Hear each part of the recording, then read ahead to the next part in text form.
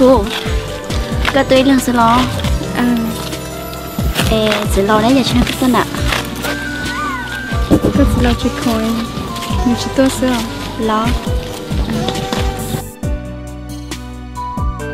cái này là mua chỉ thay hay chỉ bỏ nó cái tôi nào nè giá trị người ta sẽ đã là ta hai thì đã là món món rồi nè giá trị cái bẹt ta là đó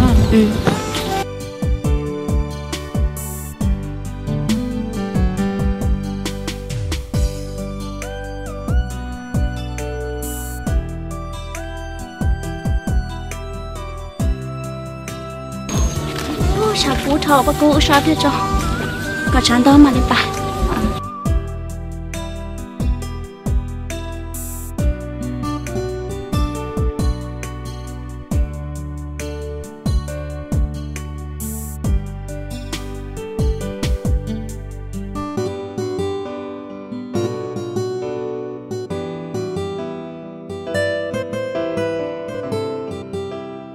bà cô nó có đã chịu bà tao nào có kia có sao bây giờ từ lâu đến một đêm mới đã chỉ mua có sao đây đó giờ thì chỉ mua cái chỉ tôi lên nó liền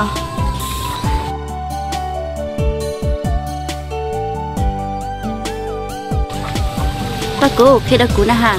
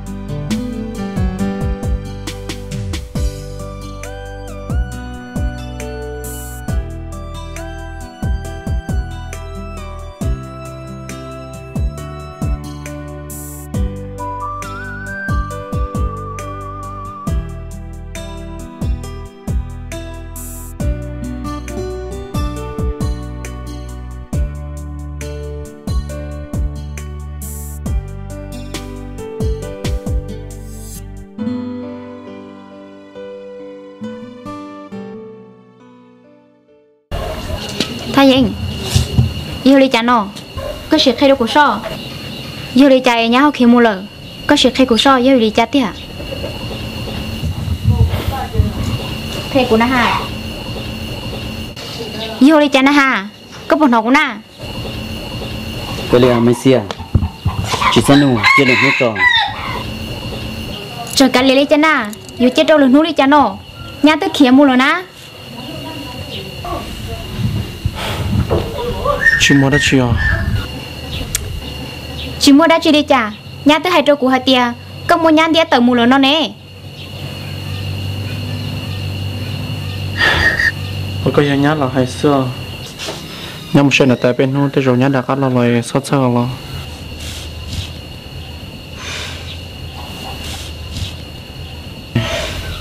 nhưng nếu như nó tôi cũng muốn cái đời như này hậu cho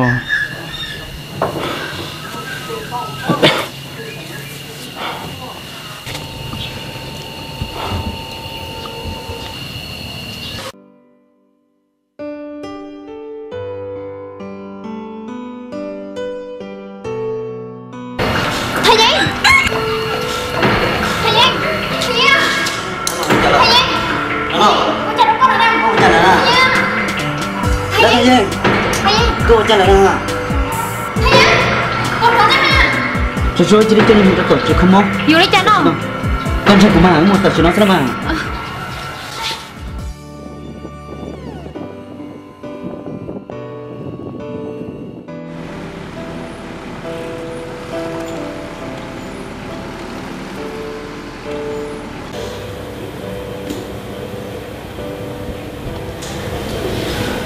nhiều chuyện rồi con nhỉ số là có gì nhiều xe thò phải yêu chán rồi cái này con nhỉ nhà tụi đây lo nhà như số trả theo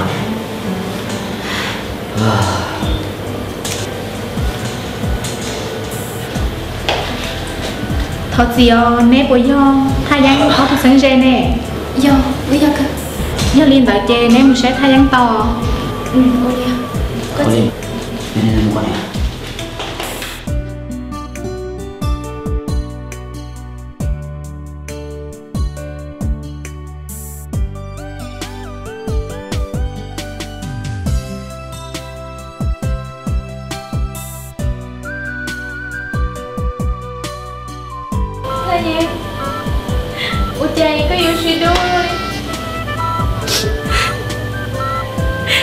tao tụi mò phê tao bồ lên đâu lo có chuyện khi của ý lo đi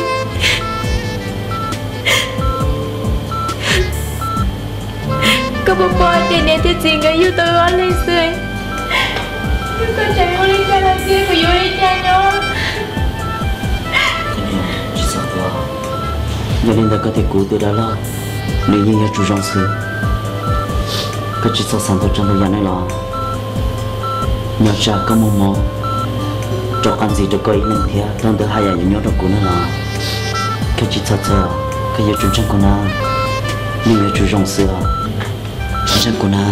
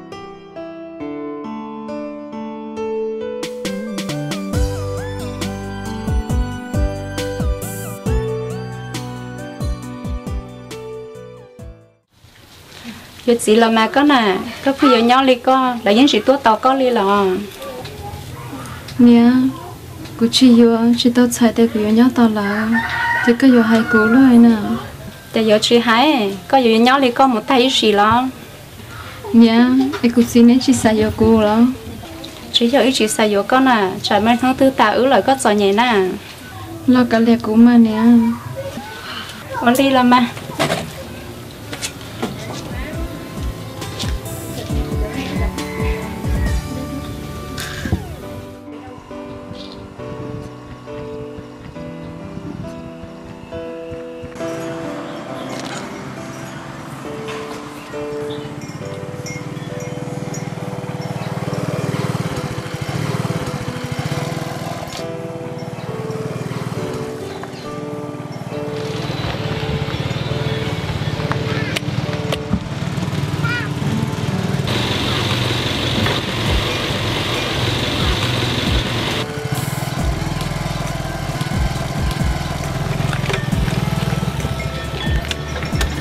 chả chết quả lắm tụi mò cho cha của cha là sao nó chơi đi thôi quả bây giờ chết mà nó chết cho tà thế à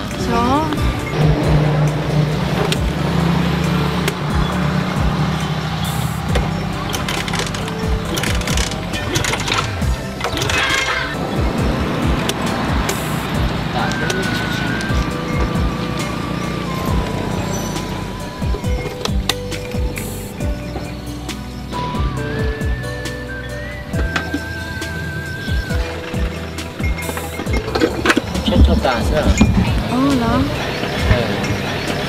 bây giờ tao nhớ nó tỏi mà phải bắt giờ là cho các tao mà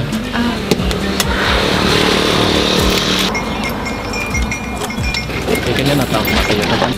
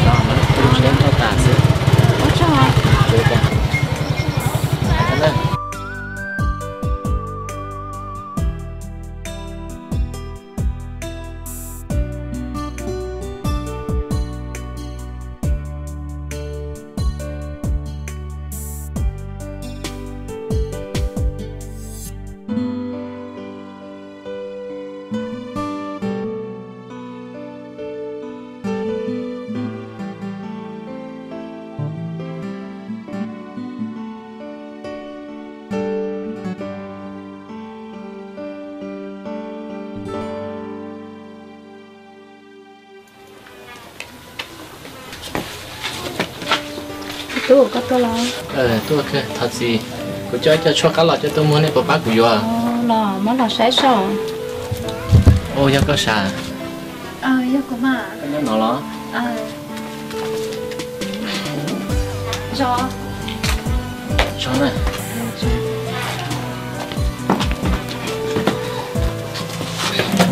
ba yo chua sai của yo chua sai này bà bác yo chua cá lọt chua rong mấy tiền thế chứ chua rong cá lọt chua rong mấy tiền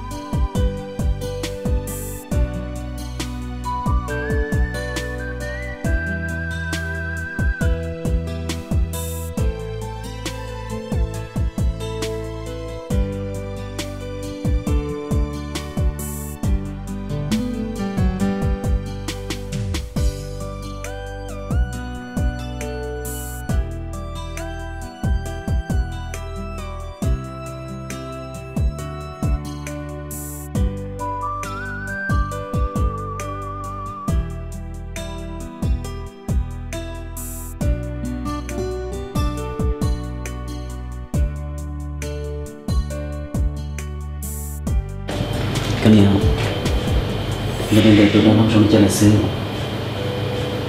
hay sao đó chị đi nằm mò chị trong cái ru là sao có chị bao nhiêu giờ gia đình lo nhiều tới tôi cam mồ thì tâm hồn nó nhiều sẽ trao nữa cụ lo hay đó nét bảo hạt tia tại chỉ đó nét tôi nét mò nên chưa số chỉ hàng nhỏ li cầu nó là xứ giờ hạt tia nét mò đã chi xã hay đó nửa thiên đó nửa thả lo nhưng mà hay cả ta nữa lo nhưng mà ê cụ là hay đến đó chưa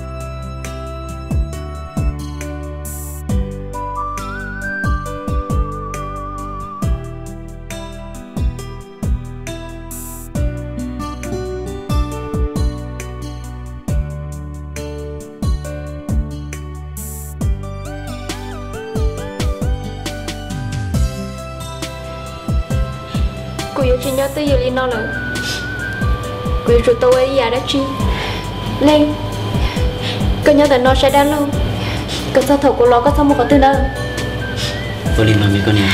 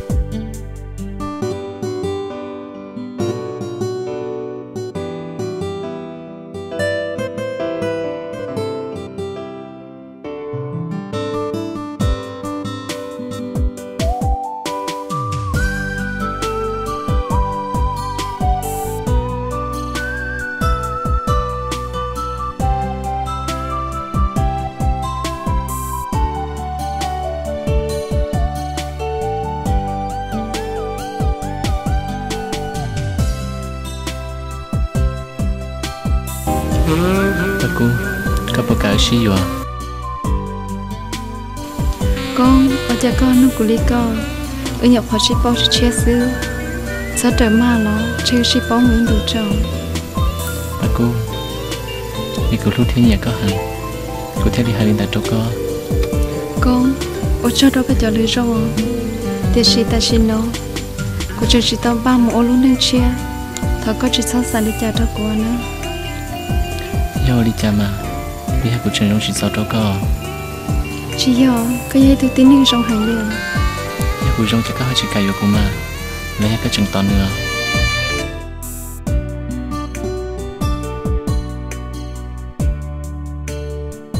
con đi đi là thế trèo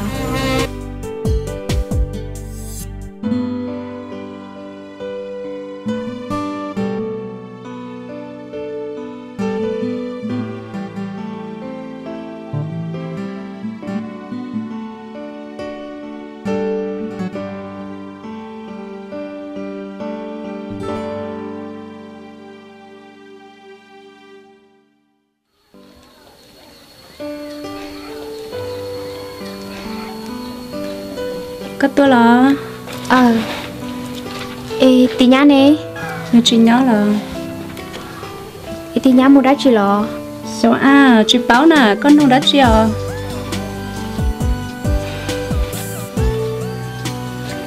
giờ hòn đấy nữa mà lo nè sao chị báo cái là chị à mà nhá nó to xưa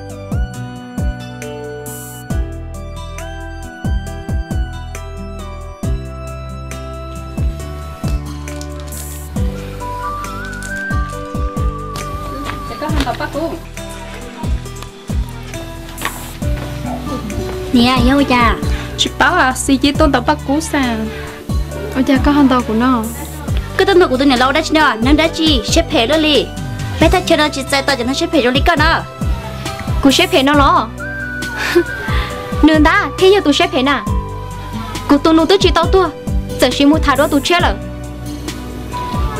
ôi cha yêu chị thả để tên bộ nó có tôn nụ tới chị tuốt tàu của tôn sai đi nè nếu yêu cha tao có vì ta chỉ nó nếu bưng nhớ đâu tao chạy không mò tôi chỉ sáng li yêu hạt tiền có xuyên để mình chỉ tao lấy inô sư có yên bỏ hạt tiền yêu vì đi cha nếu tôi tao chỉ tao có công lòng của hai cậu ra rong đâu ta chỉ nó của tôi nô chua sẽ hở nhau li trôi xa nô là sư vì nếu bỏ hạt tiền nếu yêu chỉ mua sẽ hở nhau đầu trâu lúc li nếu thi li uất thôi ya có tầng tầng nữa mù uốn đây thôi ya yêu chú sĩ vì nếu lú có hình thế nếu chỉ sao bố có bỏ lú sẽ hậu uốn nên chạy công ta chỉ cũng sẽ chỉ khẩn cụ thể lý tôi hay trâu có sư còn nó chỉ đoan được có xả như hai tia có xả một sai nữa rồi cơ nó có hơn một sai nữa họ như hai tia có chỉ xả một sai nữa nó lọ cụ nhóm được có cụ tôi hay đi nó sư cụ trọ cá rồi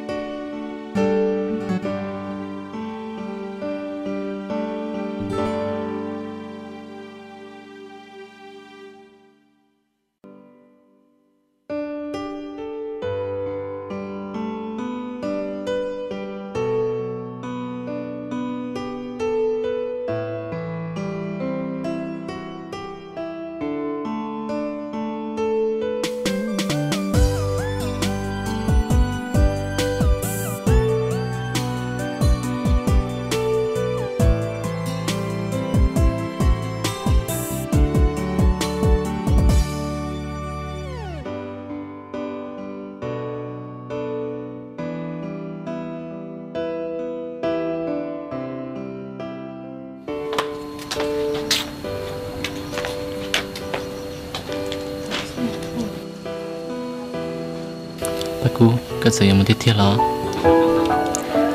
cô thật xìa chơi cô yêu lúc chỉ tao đó có vì cô chẳng lúc cô tụt gì hàng đi có gì tôi tính đi rồi có mà một thế tôi có bị con nữa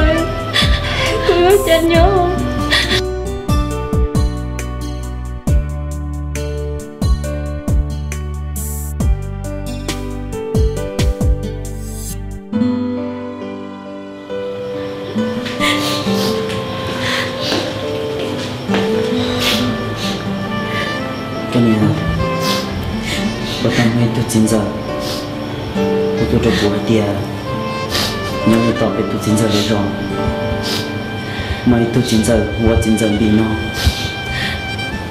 nếu mà yêu chúa họ tôi từ mỗi trong đi đan hơn nó nên là chỉ thay kịp bên mà nên muốn tao từ chính giờ lấy rồi em mà nên muốn chỉ từ chính giờ bị nó sẽ bắt đầu nó họ chúa cho nó khó u từ đó lâu em nên là nhận ra nó đi chỉ sau qua là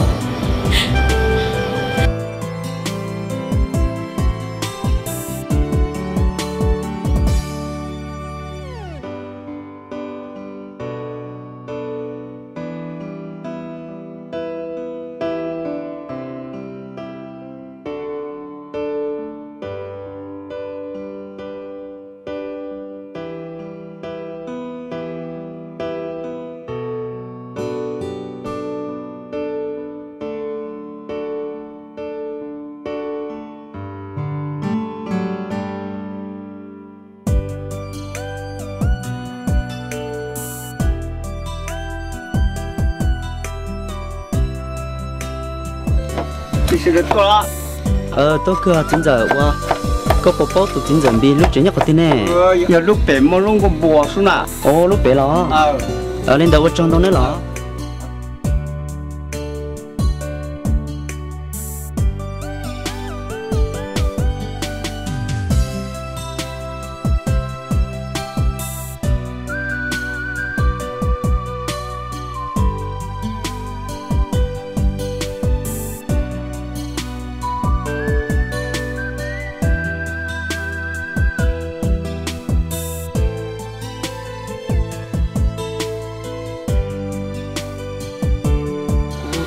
trạm bị chỉ nhớ chế quá sao có trong à ít tuổi này ta nhớ bé chỉ muốn nuôi tuổi này ta biết sao nha chị có nhớ nọ à vâng rồi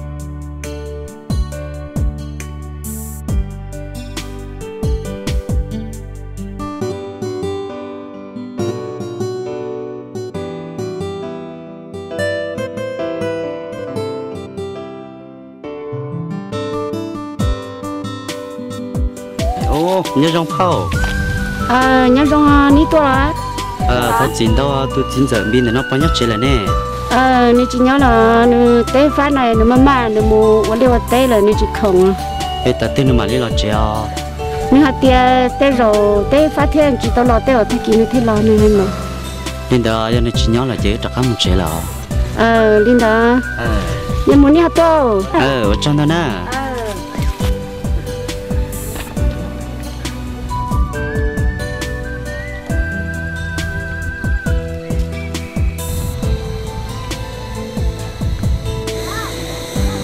chị nhớ chị bé một trẻ đó vâng rồi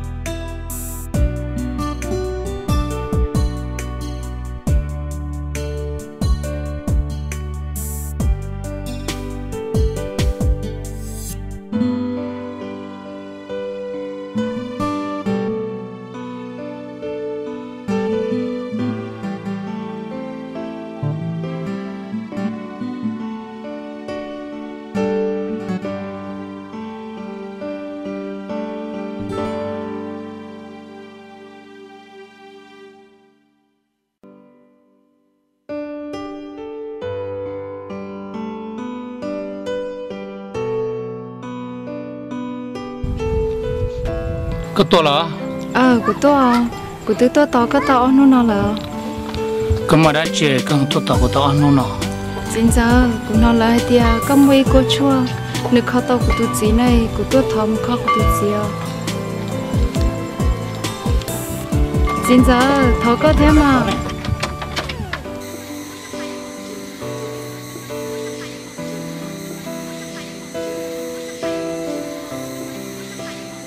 chính giờ thọ có cho một cái là sẽ thấy có tao của tôi gì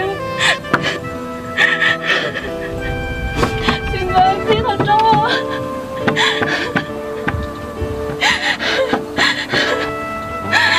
chính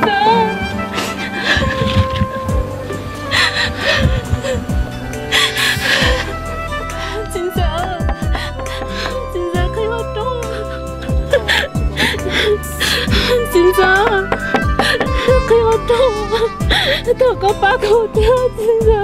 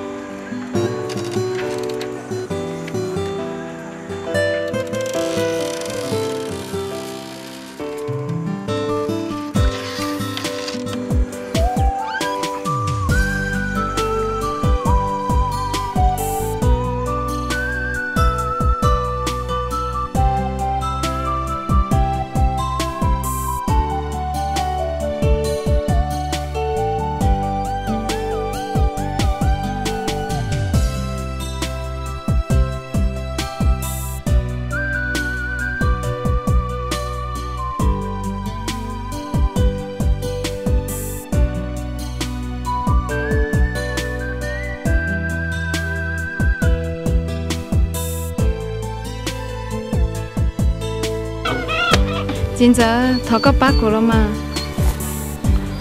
thật gì nữa cô yêu ba chỉ tao cơ lên được khai cơ tiền cô yêu ba tao cơ cô chỉ muốn đã chỉ yêu ba tao cơ chính giờ cô tự chỉ mong hơn đi chỉ muốn nó yêu khó tao nó để có mấy khó chân chúa thế yêu khó tao sư cô thế tôi thọ có lo li nó mà con nào là hài sư có chỉ xin chẳng là giờ cái yêu chúa luôn yêu cũng một khó chọn rồi chị cô tụ ba này tới chỉ cho cô chơi chính giờ thọ có ba quý rồi mà thật gì nữa cô ba chỉ tao có tiền tiền cô sao để có cho cả một chuyến chơi yêu trong đua chính giờ thọ có ba của mà chính giờ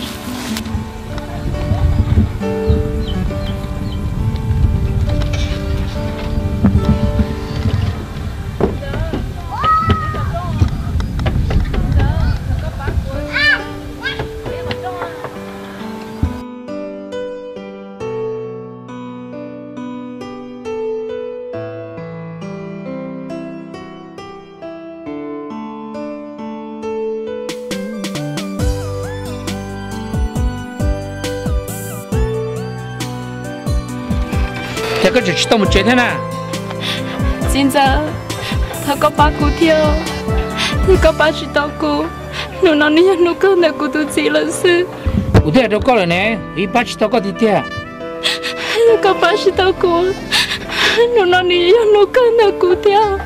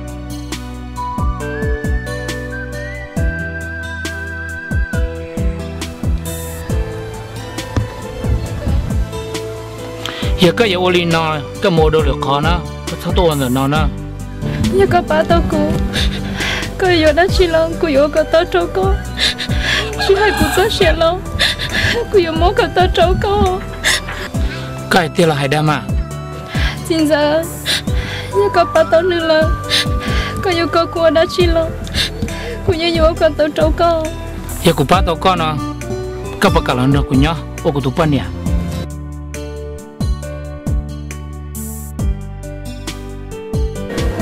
con cho cái cháu lục ở trong nữa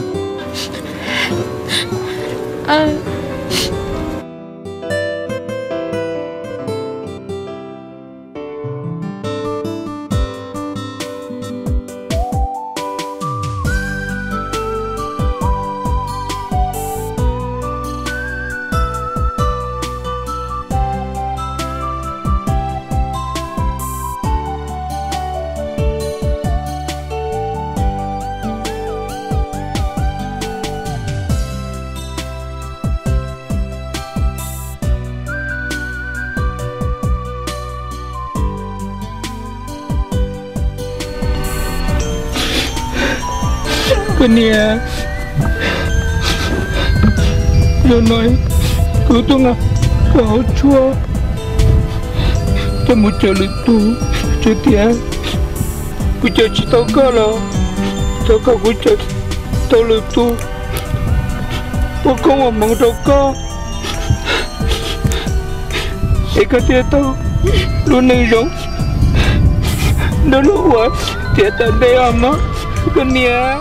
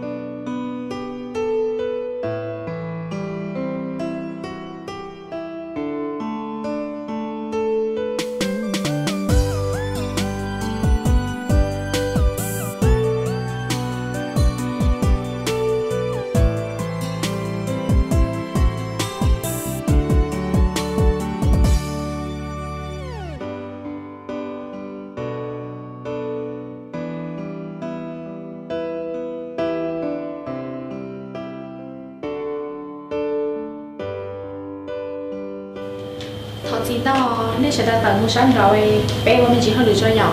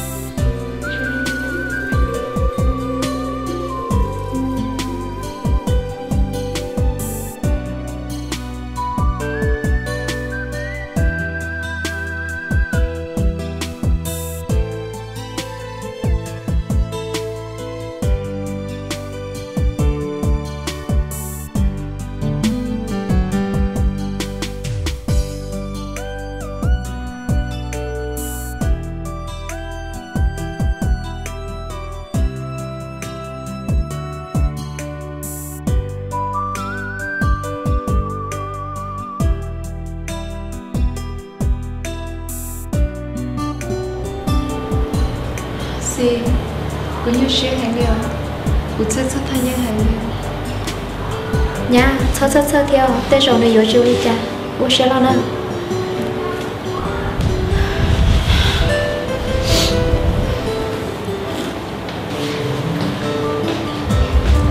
anh nên trong xia nên tôi nên nó là nó bố yêu mà nhau là má nên mình sẽ được to ta chỉ nên có trở mắt hơn thả lục thia có mắt có nữa nữa yêu ý đã nó vì hai tiền nên nhiều quá nó dễ bây giờ tôi chỉ hở đeo bé nuôi cho đi show bố lưu mà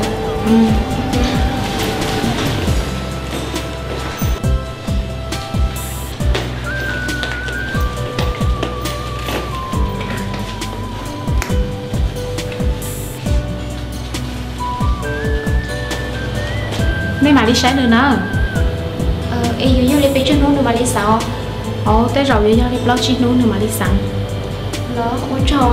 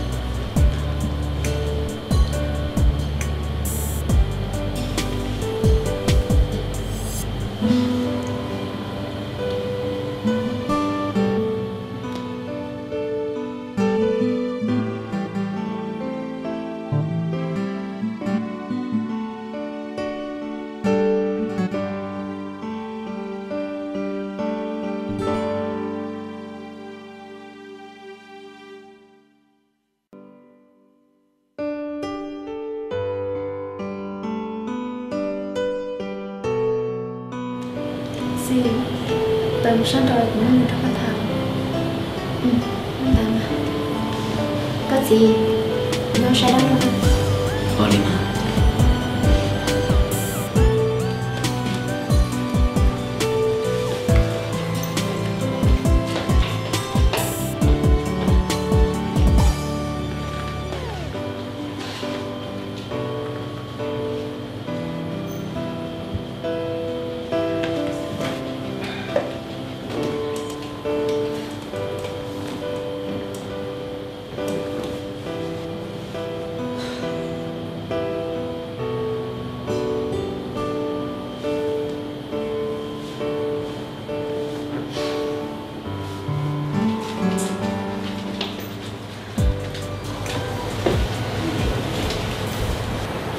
gì như thay nhân sẽ là nó cứ chỉ sao thay đơn nữa hai tia cứ tuôn tại nó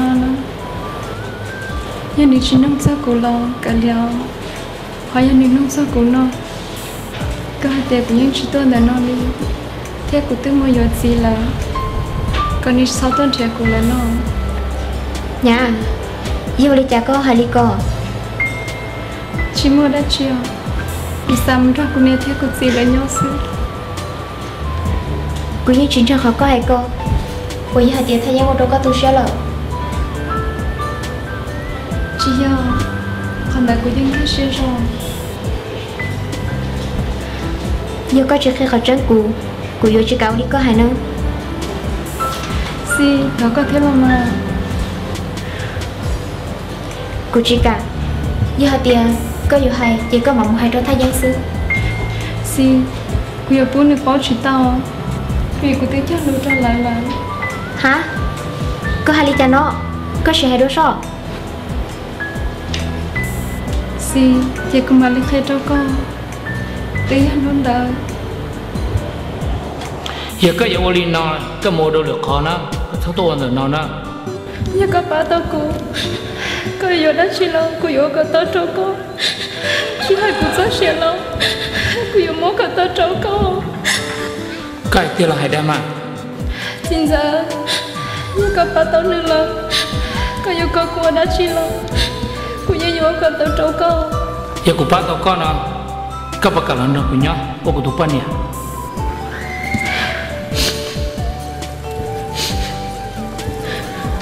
con cho cái cháu lục ở trong đó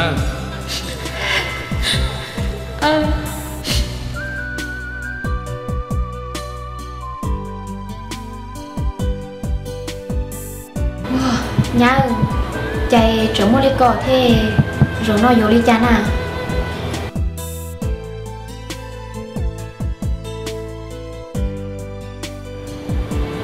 tất cả đều là siêu rồi cả thay gian trong được ăn là siêu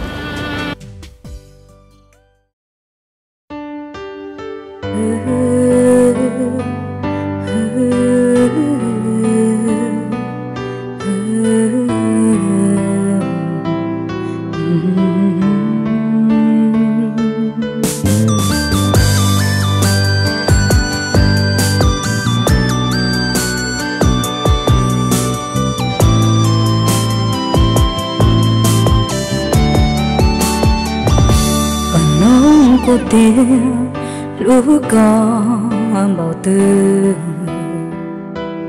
cô chỉ bỏ cả muốn lòng bị giữ chúa bao hai tiền chỉ mua có lời yêu chín địa chia lo lòng có chờ còn nông cô tiếng lũ bao ly cha tiền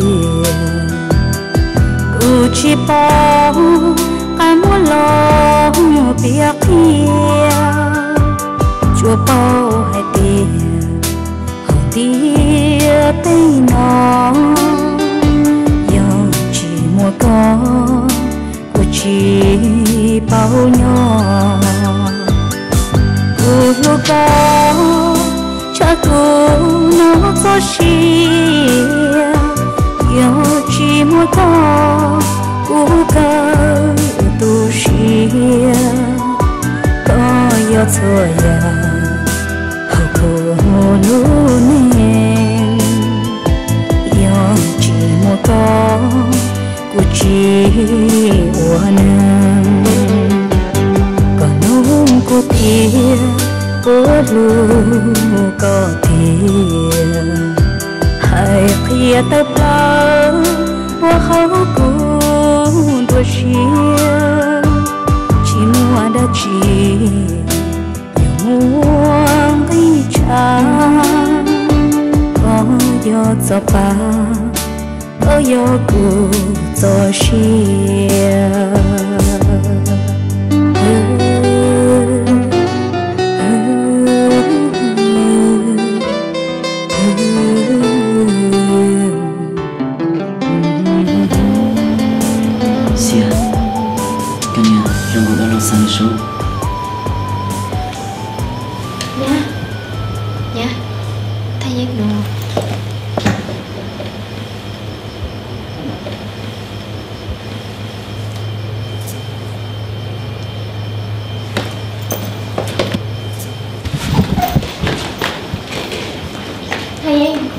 thầy à có phần nào cũng có nè thầy Thầy gì?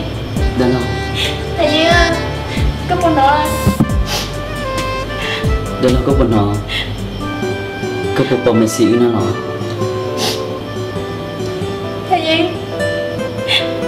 Thầy gì? Có một bò cơ gì à? Cô chờ chỉ tao to thế nào? Có chỉ tao to. Có yên rộng là. Nếu đã cô xưa, cô bảo cô được khen rồi. Thầy gì? Mình chỉ đã con. Sao nó? Cô tới không gặp con rồi mà. Thầy gì?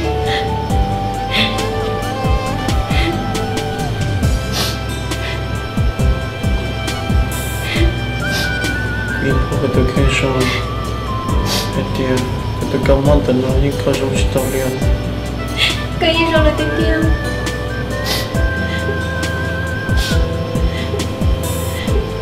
Đã lo tí tiêu hả? Có tí rộng là. Thầy gì? Có tên nó là gì? Có phần này là lắm không? Em có gì một trẻ chỉ có nó. Đã lo. Có sẵn này cho các bữa tí nó này lo. Vậy con nha.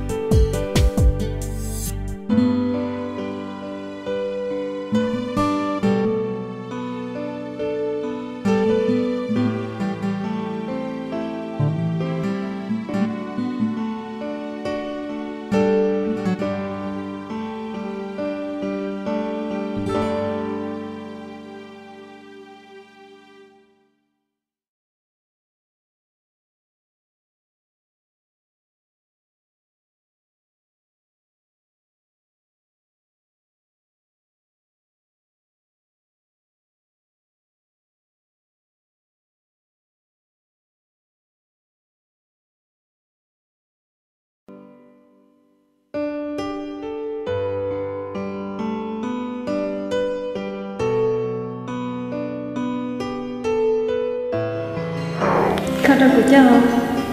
Linh đâu mà. Thầy ơi, được rồi có dùng món chỉ đâu của nó. Có món tiền ra tiền kia chỉ xong rồi ra xe đi nó là nó.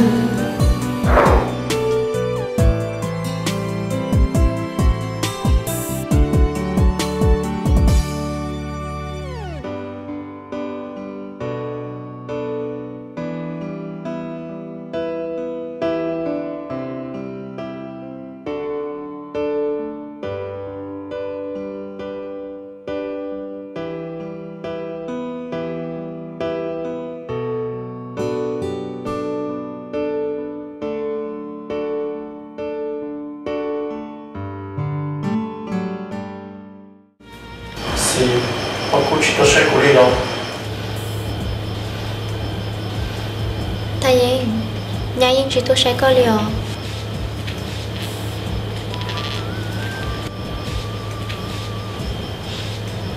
Nhá bà tao sẽ của nè ha. Thầy gì? Nhà chỉ tôi thì tiêu li hồ. Vậy nên sao ra đau của mà.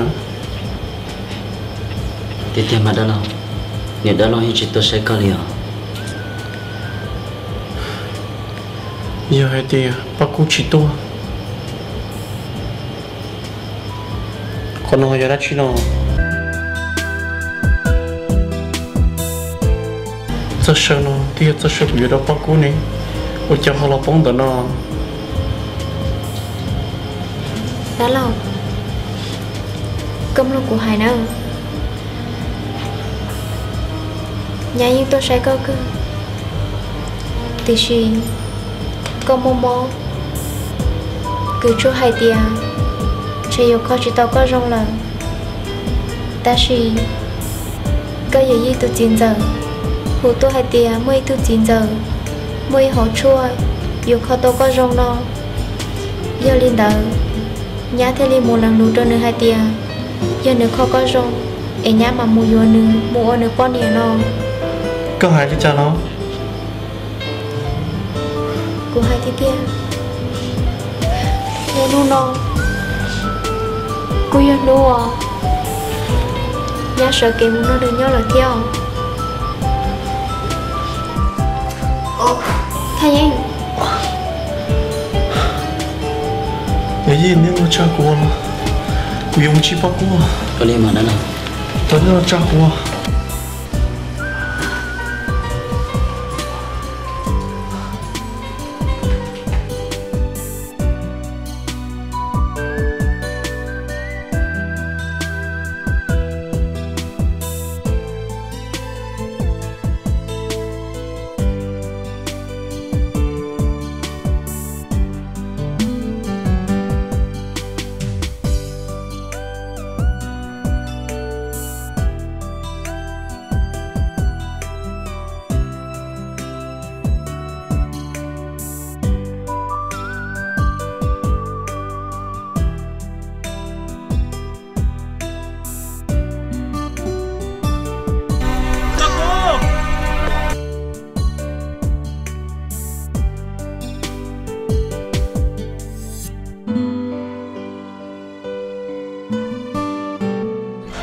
Tanya, jangan tolong. Kau tolong cerita no.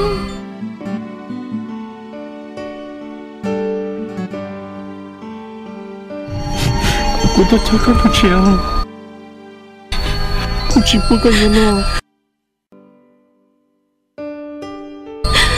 Kau kamu jadi salah.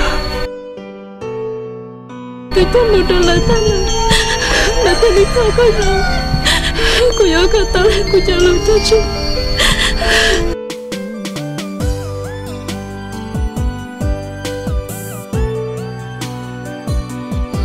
Aku sini jika kamu lihat, jangan dia kata kusung lain, pakai yang letu lina saja. Cuma nama aja tu kuliah.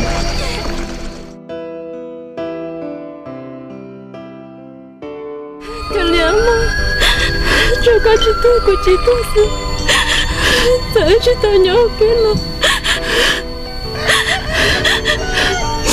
Oningnya masih nama. Nyunaku itu jadi tu mah. Jadi patah sini.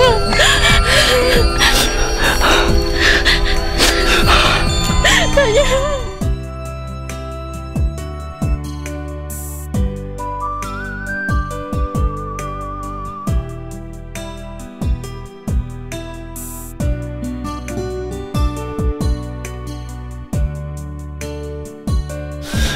Cinta, aku takkan kesalahan aku padamu Allah. Cina, aku ya pac taka.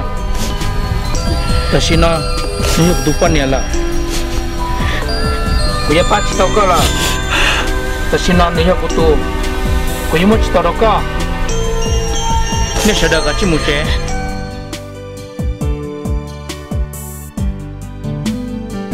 Mau muce. Saya. Cinta. Saya. Cinta. Kaya aku akan bawa waktu. Jangan salah, aku kata syukur pada mata kusah. Cukup teka, semua lah. Kau nak cuma.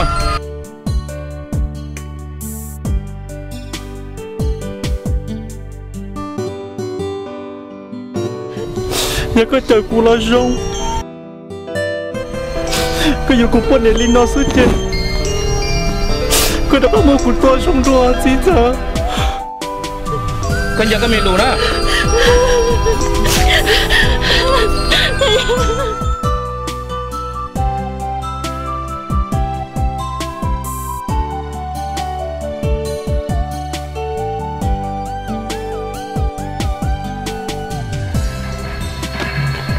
Ketika aku tua kan nak ke satu ya. Cinta, ni kayak tu nak tu kuah. Kau tu ke?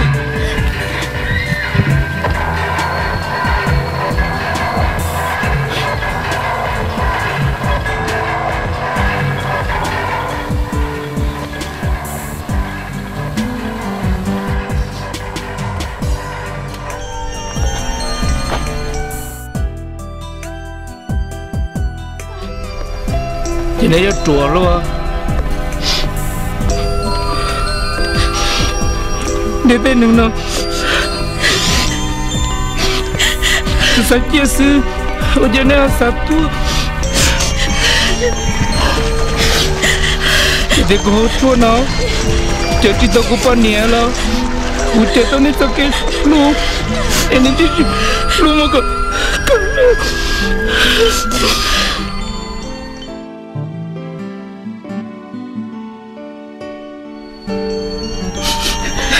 cái chỗ đó cái chỗ sau của tôi phân biệt đâu cũng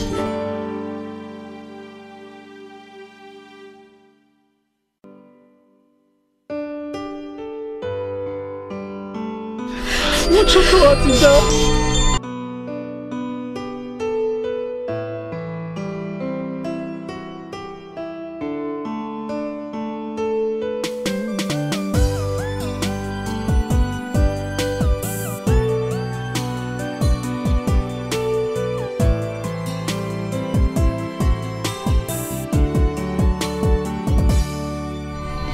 thầy ơi, cô trả lời được có hai tiếng. Cô chính chạy cầm một hạt thế này ở thầy ơi.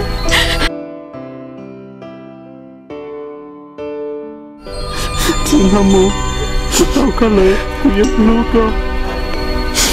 Nếu chỉ cô có một ngàn gì đó, tha cô.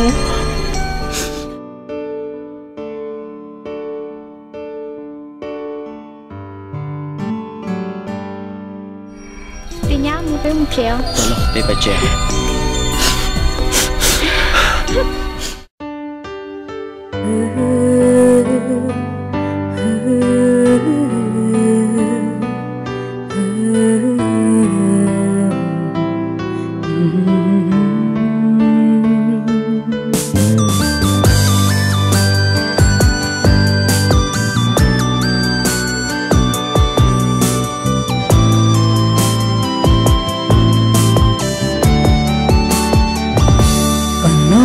Cô tiếng lũ con bảo tư cô chỉ bỏ cả muốn lòng bị giữ chúa bao hai tiền chỉ mua có lỡ yêu chín địa chia lo lòng có chờ còn nông cô tiếng lũ bao ly gia đình cô chỉ bỏ cả muốn lo việc kia chúa bao hai tiền hồng tia tay nó dòng chỉ mua con cô chỉ bao nhỏ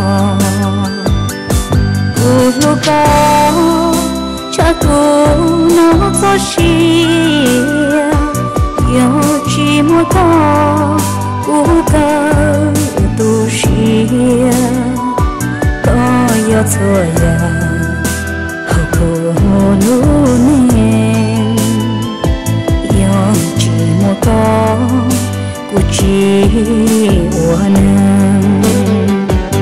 còn nông cô kia cô luôn có tiền hai kia tập lá hoa khâu cũng đua chia chỉ mua đã chỉ nhiều muôn cái cha có gió gió ba có gió cô